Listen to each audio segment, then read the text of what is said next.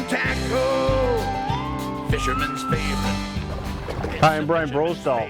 Next time you go fishing and you have some obstructions on the bottom, tie your jig to a slip bobber.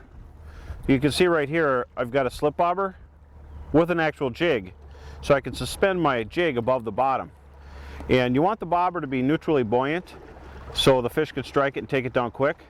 Set it about a foot off the bottom, which is a good depth for walleyes. If you're drifting fast, set it maybe closer to the bottom, a half a foot off. Now I'll start by using a high contrasting jig like the Vegas jig.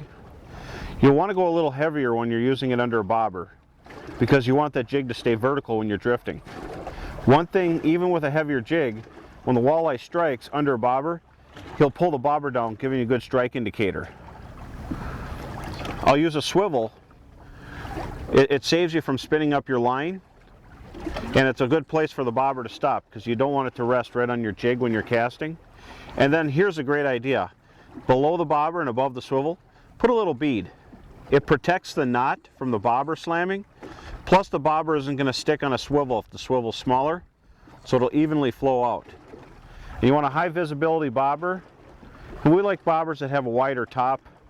They're easier to see in the heavy waves. And get one with a brass grommet. They don't cut the bobbers. All this stuff's available at your tackle shops. Northland Fishing Tackle makes all this. Definitely go and pick some up.